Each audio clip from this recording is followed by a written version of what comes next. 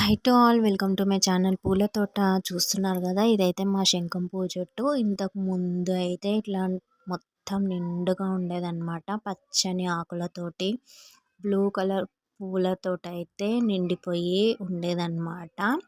మరి ఏమైందో ఏమో, మా చెట్టుకి దిష్టిగాని తాకిందో ఏమో తెలియదు, కానీ మొత్తం అయితే పురుగు వచ్చేసిందనమాట. ఇంత మంచిగా ఉంటుండే చెట్టు, కలకలలా ఆడుకుంటూ అయితే ఉంటుండే పచ్చగా. ఇంకా మొత్తం అయితే పురుగు వచ్చేసిందనమాట. బూడిద తెగులు అంటారు కదా, అదైతే వచ్చింది. ఇంకా చాలాసార్లు ఫంగిసైడ్ అయితే స్ప్రే చేసినాను. స్ప్రే చేస్తే ఏమవుతుంది అంటే ఆకులు అనేటివి మాడిపోయి ఎండిపోతున్నాయి అన్నమాట ఫంగిసైడ్ వేస్తే. చూస్తున్నారు కదా, ఇన్ని పూలు అయితే వస్తుండే. ఇంకా ఫంగిసైడ్ వేసినా కూడా అసలు ఏమి రిజల్ట్ అనేది లేదు. చూస్తున్నారు కదా, ఇప్పుడైతే ఇట్లా అయిపోయిందనమాట బోడిగా. ఇంకా ఫంగిసైడ్ వాడినా కూడా ఆకులన్నీ కూడా ఎండిపోయి రాలిపోతున్నాయి.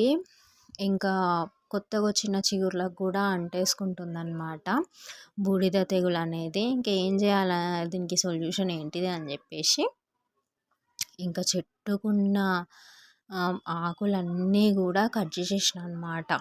మొత్తం ఎక్కడెక్కడైతే కింది నుండి పై వరకు మొత్తం ఆకులన్నీ కూడా కట్ చేసేసిన అనమాట. చెట్టు అయితే కట్ చేయలేదు, చెట్టునైతే అంత పెద్దగా అయింది కదా, మళ్ళీ అంత పెద్దగా అవ్వడానికి టైం పడుతుంది. మనం అట్లా వచ్చినప్పుడు ఏం చేయాలంటే, ఓన్లీ మనకి ఎక్కడొచ్చింది ఫంగస్ అనేది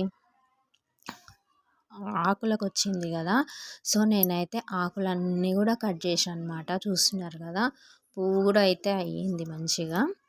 ఇట్లా మొత్తం ఎక్కడ వచ్చిన ఆకులన్నీ కూడా కట్ చేసేసినాను. మొత్తం బోడిగా అయితే చేసిన అనమాట, మా చెట్టుకి బొడగుండ అయితే చేసేసిన నేను. ఇంకా పై వరకు కూడా మొత్తం కొత్తగా వచ్చిన చిగుర్లను అయితే వదిలేసిన. బూడిద తెగులు అయితే వాటికి రాలేదు. ఎక్కడి నుంచి ఎక్కడి దాకా బూడిద తెగులు అయితే వచ్చిందో మొత్తం ఆకులన్నీ అయితే కట్ చేసేసిన అనమాట. సో మీకు కూడా ఇట్లాంటి ప్రాబ్లం వస్తే ఇట్లా చేయండి, లేకపోతే మీ దగ్గర నీమ్ ఆయిల్ ఉంటే స్ప్రే చేసుకోండి. దాంతో కూడా తగ్గకపోతే ఇంకా బెస్ట్ ఇదే అనమాట, బెస్ట్ మనం చేసే పని అయితే ఇదే. ఎక్కడి వరకు వచ్చిందో ఆకులన్నీ తీసేస్తే మళ్ళీ కొత్తగా వచ్చే వాటికైతే ఈ తెగులు అయితే అంటుకోదన్నమాట. సో వీడియో నచ్చితే please do like, share and subscribe. Thank you so much.